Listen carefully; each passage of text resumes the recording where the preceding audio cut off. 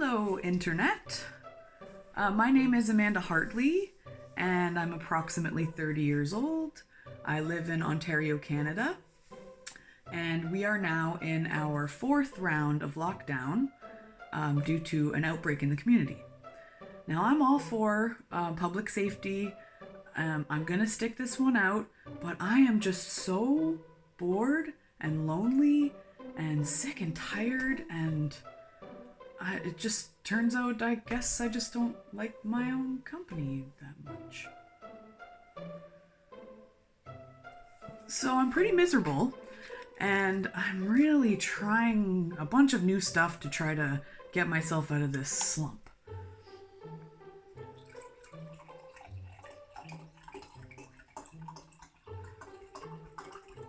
I've tried a bunch of new hobbies. I've tried macrame was my first thing that I tried. I just ended up with a bunch of tangled balls of string laying around the house. I tried origami. I spent $100 on square pieces of paper and I didn't come up with much. Everything I try is just too hard. I don't want something challenging. I just like something to take up some of this time.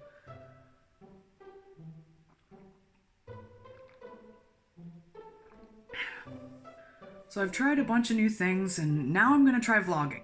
I'm hoping that it opens me up to this whole new community, and maybe I can get some advice on how other people are getting through this. You know, I haven't done my hair or makeup or changed out of my PJs in like a week. Or maybe 2. So I thought, tonight, maybe I can do some really in-depth self-care. Like, be really good to myself. Well, hence the wine. I'm gonna drink some wine tonight. So, I'm gonna go get started with that stuff, and I'll come back and check in with you guys in a little bit. Hello again, everyone. I'm almost done my self-care routine and definitely feeling relaxed. I took a hot bath, did some online shopping, I did a hair mask and a face mask, as you can see, cut my nails, gave myself a little foot rub. It could be the wine, but I'm feeling like a new woman. Never mind, it's the wine. I'm still miserable and unhappy with myself. I've tried everything I can think of, and I don't know what else to do to shake off these blues. I'm gonna go finish this wine and binge watch some TV until I fall asleep. Thanks for watching. Like and subscribe and all that stuff, I guess.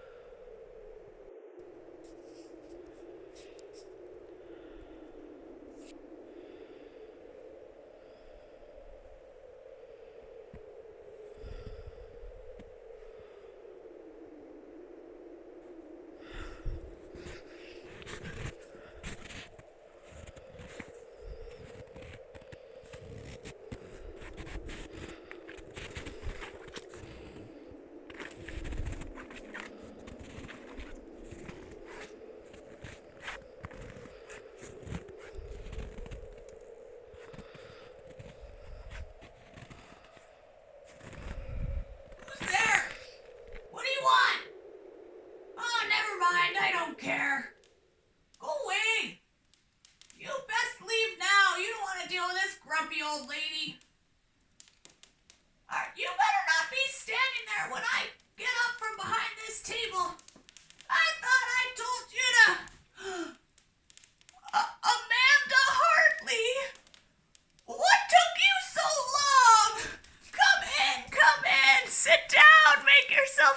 comfortable.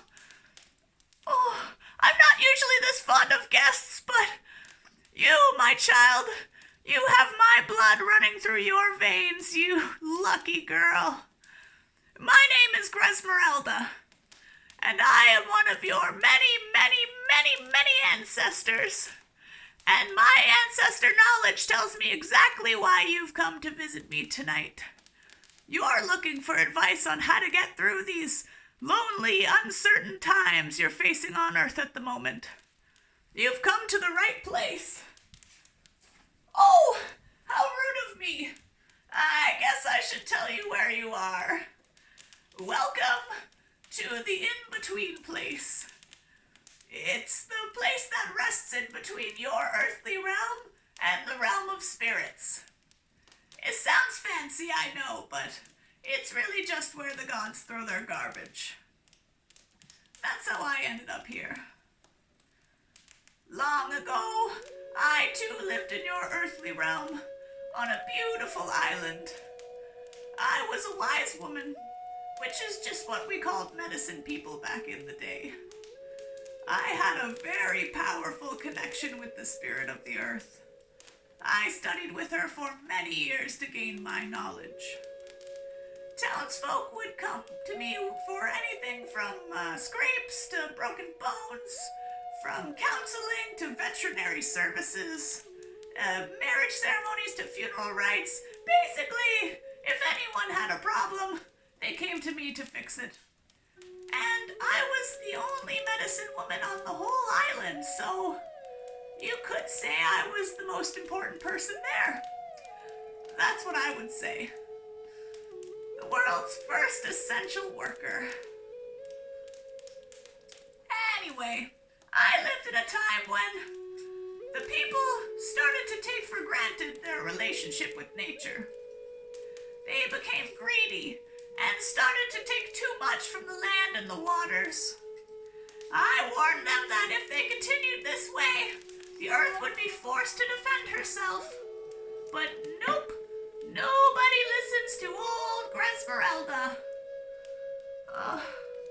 They had turned their backs on the earth that sustained them, and so the earth turned her back on them as well.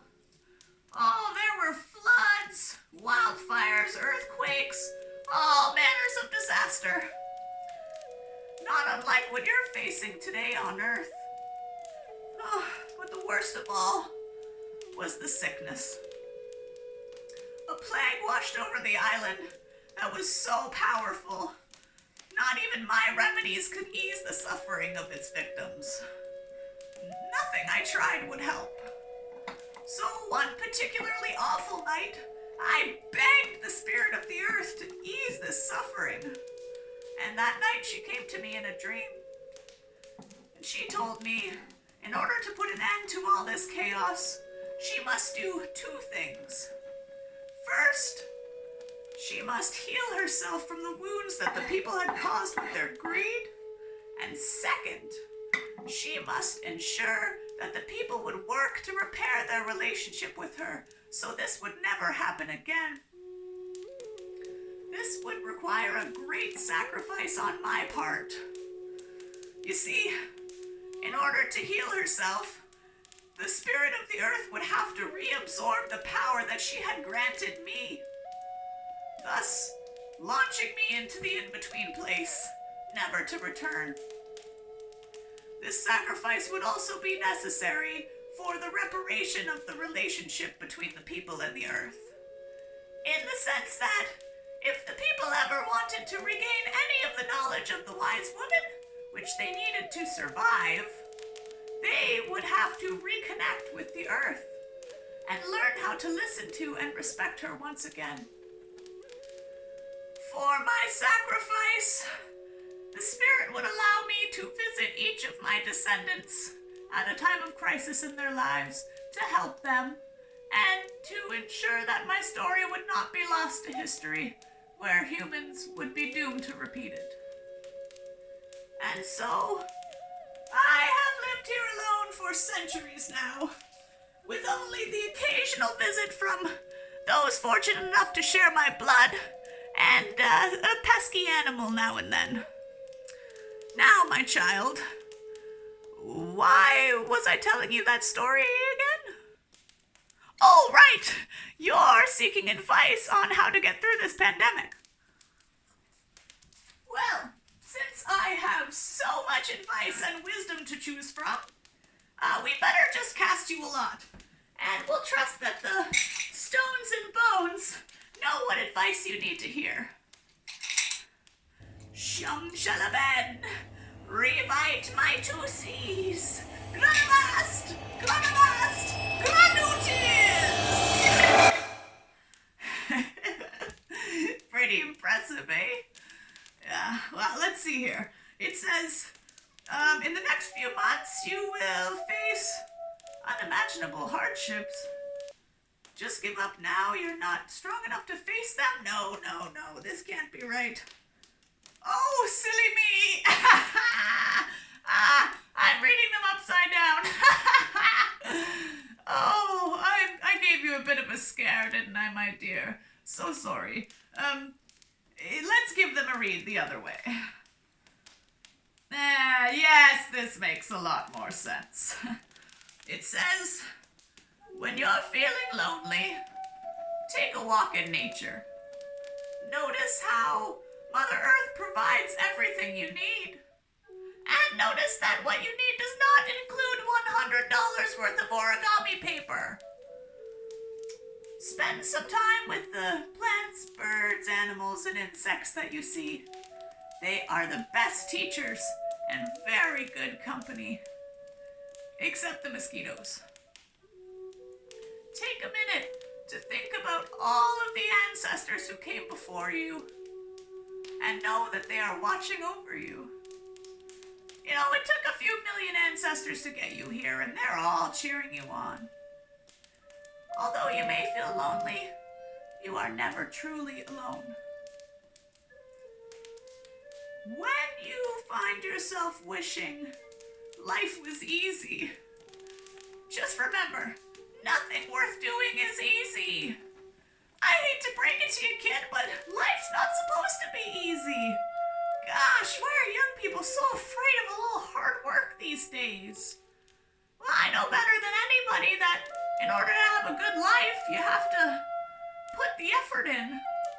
Heck, I wouldn't even have a house if I didn't build it myself out of sticks and dirty old blankets.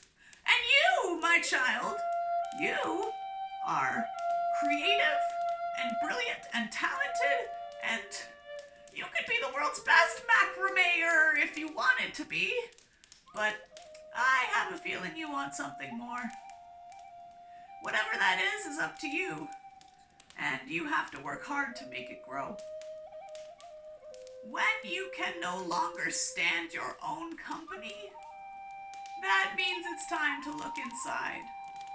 Look at the good, the bad, and the ugly, and see how you can make it a little less ugly.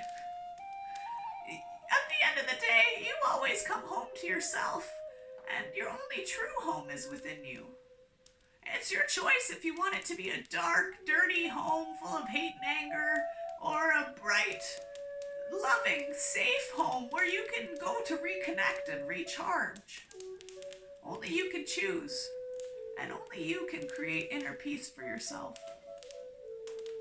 While we're on the topic, beware of people trying to sell you self-care in the form of face masks and foot baths and bath bombs.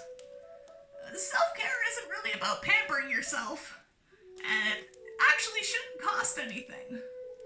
Self-care is actually a lot of work. You have to work hard if you want a healthy mind, body, and spirit. And remember to take joy in the simple things, because if you don't, you still have a lot of simple things, but less joy. Most of all, time is precious. Now is the time. And now is your opportunity to set your goals and work towards them without the regular distractions of modern day life.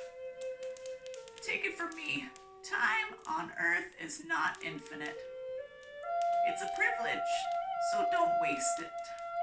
Nothing frustrates me more than watching you waste your time and energy on things that don't really matter. So, child of wisdom, I leave you with a challenge. Do the hard work. Live in gratitude. And remember, you have a wise woman's blood running through your veins. Don't take it for granted. And use your powers for good. I won't be able to visit you again. But if you want to learn more about me, ask your mother or your grandmother. Every woman in your family has had the fortune of receiving my help in times of great need. Just know that I will always be watching over you. Now, lazy bones, morning's coming. You better wake up. Wake up. Wake up.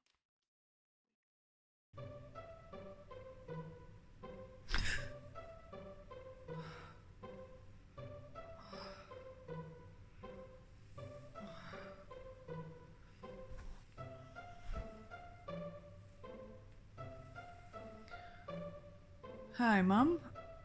Yeah. Tell me about Gresmeralda.